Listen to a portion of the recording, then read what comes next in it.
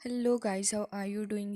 इस एपिसोड की स्टार्ट होती है और हमें देखने के लिए मिलता है कि मिस शेंग और साथ ही ये बूफेन दोनों ही उस हॉस्पिटल से निकलते हुए वहाँ से जा रहे थे। और मिस शेंग जो थी वो अब काफ़ी पोलाइटली ये बूफेन से बात कर रही होती है और कह रही थी कि ये बूफेन, तुम्हारा बहुत बहुत शुक्रिया मेरे कलीग्स को बचाने के लिए, और साथ ही यहाँ पर मुझे किसी न किसी दूसरी चीज़ के बारे में सोचना होगा इस पैराडाइज कम्युनिटी को पकड़ने के लिए, क्योंकि मैं समझती हूँ कि इसके पीछे कहीं ना कहीं पैराडाइज कम्युनिटी ज़रूर से ही होगी। और मुझे लगता है कि शायद से इस पे फूड पॉइजनिंग का भी कुछ ना कुछ लेना देना है, बिकॉज़ यहाँ पर ये जो फूड डिलीवरी ट्रक है ये भी वहाँ पर हाफ एन आवर तक रुका था। तभी यहाँ पर ये बूफैन कहने लग जाता है कि नहीं, मुझे बिल्कुल भी नहीं लगता कि ऐसा कुछ है। असल में जो पैराडाइज कम्युनिटी है ये असल में एक मेन सेंटर नहीं होना चाहिए, इसके पीछे कुछ ना कुछ ज़रूर से ही होगा और कोई और इस केस को ऑपरेट कर रहा है पीछे से। हमें इसके बारे में पूरी तरीके से न्यूज़ निकालनी होगी, क्योंकि इस चीज़ के बारे में तो मैंने पहले कभी नहीं सुना। इसके बारे में मैं अभी रिसेंटली ही सुन रहा हूँ। हमें इस कम्युनिटी के बारे में पूरी तरीके से जानकारी निकाल के सच का सामना करना ही होगा। जिसके साथ ही वो लोग वहाँ से जा रहे थे तभी यहाँ पर एक डॉक्टर आ जाते हैं जो कि अपने हाथ में कुछ एग्रीमेंट वगैरह भी लेकर आए थे और कहने लग जाते हैं कि नर्स वगैरह को हमने यहाँ पर ले लिया है और सब कुछ रेडी हो गया है, डायरेक्टर भी आने वाले हैं। तभी यहाँ पर मिस शेंग को किसी की इमरजेंसी मिशन के बारे में पता चलता है और कह रही थी कि पुलिस यहाँ पर इमरजेंसी मिशन पे निकल चुकी है। वो लोग बहुत ही जल्द यहाँ पर पैराडाइज कम्युनिटी को ढूंढेंगे। फिलहाल मुझे ये बताओ कि क्या तुम पैराडाइज कम्युनिटी को ढूंढने के लिए जा रहे हो? अगर ऐसा है तो फिर मैं भी तुम्हारे साथ ही चलूँगी। लेकिन तभी ये बूफैन कहने लग जाता है कि मेरा काम लोगों को सेव करना है, तो मैं तो ये काम करने ही वाला हूँ, लेकिन मुझे नहीं समझ आ रहा कि तुम मेरे साथ भला क्यों जा रही हो। तभी वो कहती है कि असल में आज जब मैंने अपने कलीग को सफ़र करते हुए देखा तो मुझे बहुत ही ज़्यादा बुरा लगा है और मैं सच को ढूंढ कर ही रहूँगी। तभी ये बूफैन उसे थम्स अप का इशारा करता है। वो वहाँ से चली गई थी और अब जो यहाँ का डायरेक्टर होता है वो ये कहने लगा था कि फिजिशियन, ये आप काफ़ी ज़्यादा केपेबल हैं और मुझे ऐसा लगता है कि आपके जैसा बंदा मैंने पहले कभी भी नहीं देखा है। क्या आप इंटरेस्टेड हैं हमारे हॉस्पिटल के अंदर ज्वाइन होने के लिए? आप हमारे साथ मिलकर काम करें। असल में जो काम अभी आपने किया वो नीडल वाला, उसे देख के तो मैं बहुत ही ज़्यादा इम्प्रेस हो गया हूँ, बहुत ही ज़्यादा अच्छा काम था। तभी यहाँ पर ये बूफेन इस ऑफ़र के लिए मना करता है और कह रहा था कि मैं किसी भी चीज़ के साथ में रेस्ट्रिक्टेड नहीं होना चाहता हूँ। और वैसे भी माइकिन हॉस्पिटल के डॉक्टर माँ जो हैं उन्होंने भी मुझे पहले इनवाइट किया था, लेकिन मैंने उनके साथ भी काम करने से मना कर दिया है। मैं किसी के साथ भी मिलकर काम नहीं करना चाहता। तभी यहाँ पर वो डायरेक्टर कहने लग जाता है कि अगर ऐसी बात है तो फिर ठीक है, फ़िलहाल तो आप मुझे अपना नंबर ही दे दीजिए, क्योंकि असल में अगर कभी भी कोई डिफ़िकल्ट सिचुएशन आने लगी, जैसे कि आज जो डिजीज़ आई थी, अगर इस तरीके की कोई सिचुएशन आई तो फिर मैं आपसे एटलीस्ट कांटेक्ट तो कर ही लूँगा, जो कि एक सही चीज़ हो जाएगी। जिसके बाद ये बूफैन कहने लग जाता है कि हाँ, आप इसके लिए तो बिल्कुल सही कह रहे हैं। तभी यहाँ पर डायरेक्टर ये कहने लग जाते हैं कि असल में आज यहाँ पर काफ़ी सारे इंटर्न्स आए हैं और उनको इंटर्नशिप चाहिए है, तो फिर मैं चाहता हूँ कि यहाँ पर ये जो ट्रेनिंग है आप हमारे साथ में मिलकर आएँ, क्योंकि यहाँ पर मिस्टर काओ और प्रोफेसर जैंग तो मौजूद हैं ही, लेकिन अगर आप आ जाएंगे तो और भी ज़्यादा अच्छा रहेगा। ये बूफैन तो फ़िलहाल यहाँ पर खड़ा था और वो इस चीज़ में बिल्कुल भी इंटरेस्टेड नहीं होता कि यहाँ पर ट्रेनी के इंटर्नशिप के लिए वो उनका इंटरव्यू ले, तो वो साफ इस चीज़ से मना करता है और कह रहा था कि असल में मुझे कुछ काम है तो मुझे लगता है कि मैं यहाँ से जाऊँगा ही। लेकिन तभी वो पेपर नोटिस करता है जो कि डायरेक्टर के हाथ में था और उसके अंदर उसकी एक्स गर्लफ्रेंड का नाम भी लिखा हुआ होता है। जैसे ही वो इस नाम को देखता है तब यहाँ पर उसको और भी ज़्यादा चुल होने लगी थी और कह रहा होता है कि वैसे तो आप सही कह रहे हैं, ये मेरी ड्यूटी भी है एक तरीके से कि मैं आपकी हेल्प करूं, तो मुझे लगता है कि मुझे ये काम करना ही होगा, ये मेरी रिस्पॉन्सिबिलिटी है और मैं इसे निभाऊंगा भी। जिसके बाद वो इस चीज़ से एग्री कर गया था और वहाँ से तुरंत ही जा रहा होता है। लेकिन तभी वो नोटिस करता है कि यहाँ पर एक लड़का खड़ा है, ये बूफेन उसके ऊपर ज़्यादा ध्यान नहीं देता और वहाँ से जा रहा था। लेकिन तभी वो लड़का पीछे से आके ये बूफेन की बैक के ऊपर पंच से हिट करता है, लेकिन उसके खुद के हाथ के अंदर ही दर्द होने लगा था और कह रहा होता है कि तुम इतने ज़्यादा ठोस कब से हो गए हो। तभी यहाँ पर ये बूफेन पलटता है और कह रहा था कि हाँ शुई, काफ़ी वक्त हो गया मैंने तुम्हें देखा नहीं। तभी ये बूफेन से पूछता है कि तुम आखिर इतने ज़्यादा स्ट्रॉन्ग कैसे हो गए हो? मेरा हाथ ऑलमोस्ट टूटने वाला था, तभी ये बुफैन कहता है कि हाँ ठीक है, हाँ लाओ एक बार मैं भी ट्राई कर लेता हूँ अब पंच मार के तुम्हें। तब यहाँ पर वो मना करने लग जाता है और साथ ही यहाँ पर ये बुफैन और वो दोनों ही एक दूसरे से बातचीत करने लगे थे। असल में ये दोनों ही कॉलेज के फ्रेंड हैं और दोनों ही साथ में पढ़ाई किया करते हैं। तभी यहाँ पर अबहान कहने लग जाता है कि मैं यहाँ पर इंटर्नशिप के इंटरव्यू के लिए आया हूँ, मुझे लगता है कि तुम भी यहाँ पर इंटर्नशिप के लिए ही आए होगे। तभी ये बुफैन कहने लग जाता है कि नहीं, असल में मैं यहाँ पर इंटर्नशिप के लिए तो नहीं आया, लेकिन हाँ यहाँ पर जज करने के लिए ज़रूर से ही आया हूँ।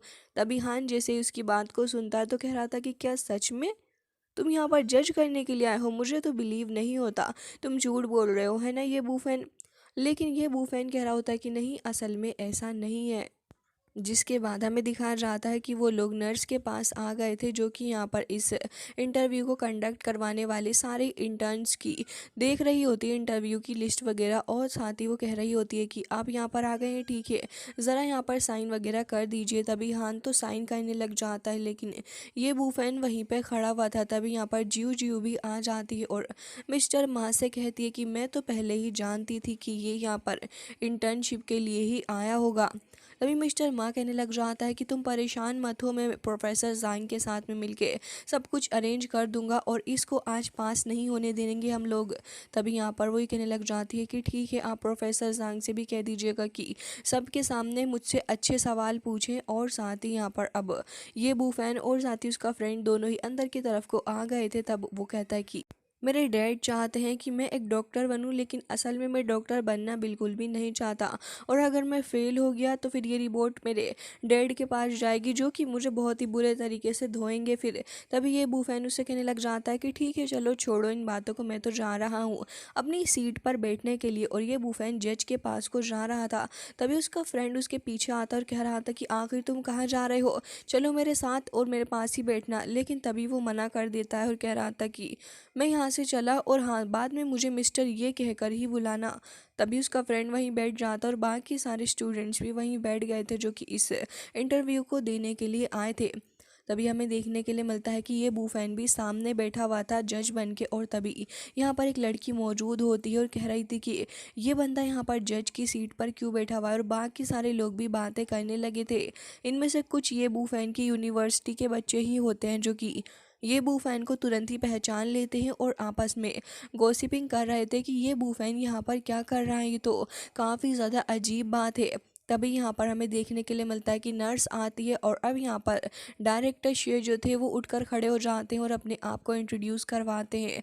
सभी का वो वेलकम भी करने लगे थे और कह रहे होते हैं कि मैं यहाँ का डायरेक्टर हूँ, तो चलिए अब मैं आपको धीरे धीरे करके जजेस से इंट्रोड्यूस करवाता हूँ। सबसे पहले तो वो मिस्टर काव से इंट्रोड्यूस करवाते हैं और कह रहे थे कि ये डॉक्टर काव है जो कि एक बहुत ही ज़्यादा फेमस पर्सनैलिटी है।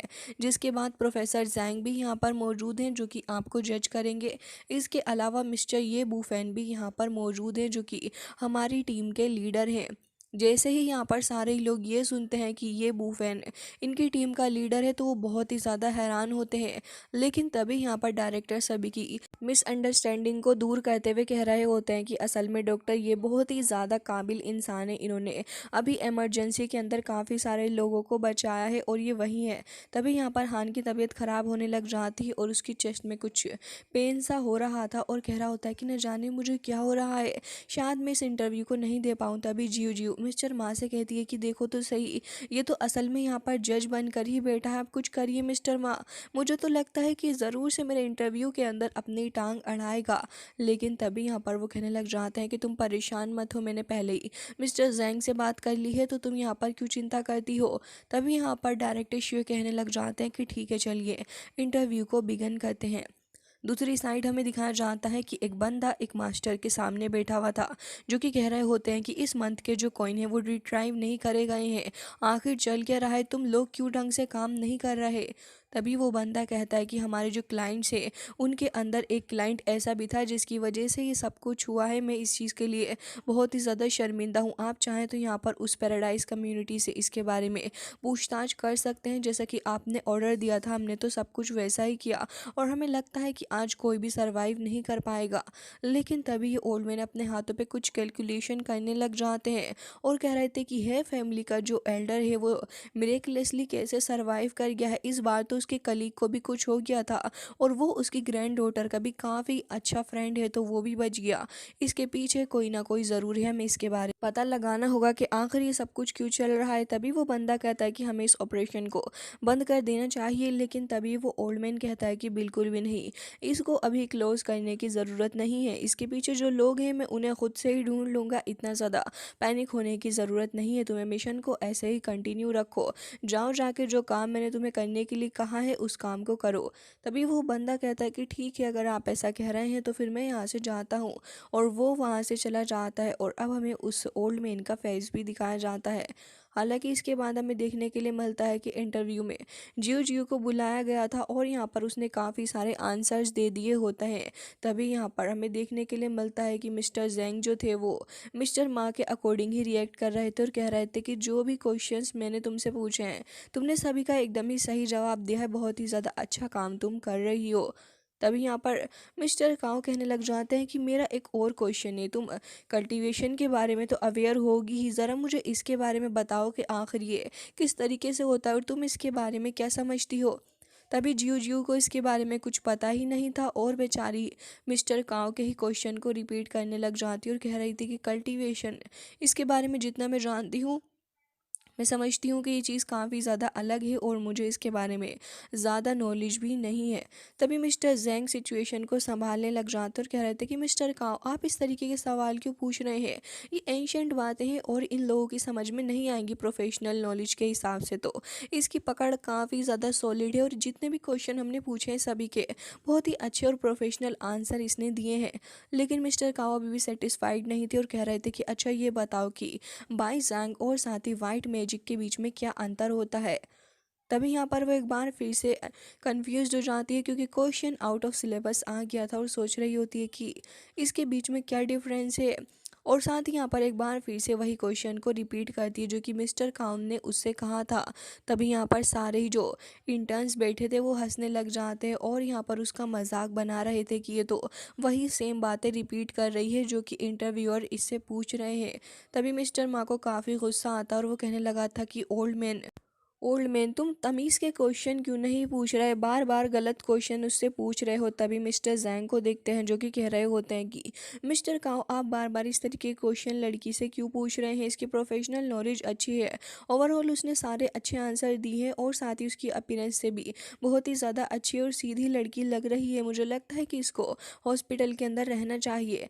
तभी ये बूफैन को देखते हैं जो कि ये कहने लगा था कि आपसे अगर आपकी यही सोच है तो मैं आपको बताना चाहूँगा कि अपीयरेंस के अलावा भी लोगों की पर्सनैलिटी के ऊपर आप ध्यान दिया करें। तभी यहाँ पर जियो जियो चिल्लाने लग जाती है और यहाँ पर हान भी बेहोश हो गया था। तभी ये बूफैन तुरंत ही उसके पास उठकर आ जाता है। मिस्टर काओ भी सिचुएशन का फ़ायदा उठाते हैं और एक बार फिर से क्वेश्चन फेंक के मारते हैं और कह रहे थे कि बताओ, अगर ये अनकॉन्शियस हो गया तो अब हमें क्या करना चाहिए। तभी वो कह रही थी कि इसमें कुछ भी हेजिटेशन करने का कुछ भी नहीं है, इसे हार्ट स्ट्रोक आया तो इसे जल्द से जल्द यहाँ से लेके जाना चाहिए और क्या, और एग्ज़ाम के अंदर भी डिले नहीं करना चाहिए क्योंकि हम लोग भी यहाँ पर अपना टाइम निकाल कर आए हैं।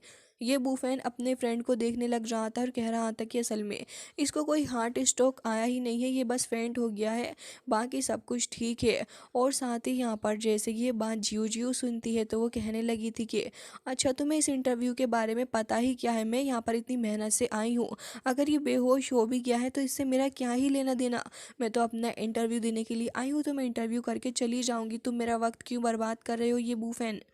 तभी ये बूफैन कहने लग जाता है कि असल में मैं तुम्हारा वक्त बर्बाद नहीं कर रहा, एज अ डॉक्टर ये तुम्हारी रिस्पॉन्सिबिलिटी है कि अगर किसी भी तरीके से कोई परेशान है तो तुम उसकी हेल्प करो, बट तुम यहाँ पर एक बंदे को मरता हुआ छोड़ रही हो सिर्फ और सिर्फ अपने इंटरव्यू के चक्कर में। तुम बहुत ही ज़्यादा सेल्फिश हो और अपनी रिस्पॉन्सिबिलिटी को नहीं समझती हो, साथ ही तुमने इस वक्त की सेंसिटिविटी को भी नहीं समझा है, तो मुझे नहीं लगता कि तुम डॉक्टर बनना डिज़र्व करती हो।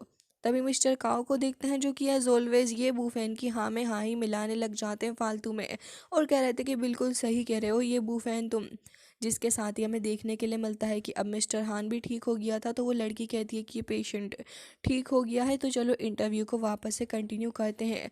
लेकिन अब मिस्टर माँ को गुस्सा आ जाता और मिस्टर माँ कह रहा था कि तुम यहाँ पर ज़बरदस्ती का फंस क्यों क्रिएट कर रहे हो, क्या तुम लोगों को बिल्कुल भी शर्म नहीं आती। तब जियो जियो भी यही कहती है कि हाँ ये बूफैन, तुम जानबूझकर मुझसे बदला ले रहे हो, फालतू के सवाल पूछ रहे हो। इवन मैंने तुम्हें डंप कर दिया था, मुझे लगता है कि तुम उसी बात का बदला मुझसे निकाल रहे हो, फालतू के रूल्स वगैरह के बारे में बात करके, है ना। और साथ ही कह रही होती है कि मुझे लगता है कि यहाँ पर जो मैंने इंटरव्यू दिया है इसके बारे में ही रिव्यू होना चाहिए। और मिस्टर मा भी उठ के खड़ा हो जाता और कह रहा था कि तुम यहाँ पर माइकिन मेडिकल यूनिवर्सिटी के एक नॉर्मल से स्टूडेंट हो ये बूफैन, लेकिन फिर भी तुम अपने आप को कितना ज़्यादा स्मार्ट समझते हो, मुझे तो ये नहीं समझ रहा था आखिर तुम हो क्या। और ये कहते साथ ही वो उसकी काफ़ी ज़्यादा इंसल्ट भी करता है। हालांकि गाइस इसी के साथ आज का ये एपिसोड हो जाता है एंड आई होप कि आपको पसंद आया होगा।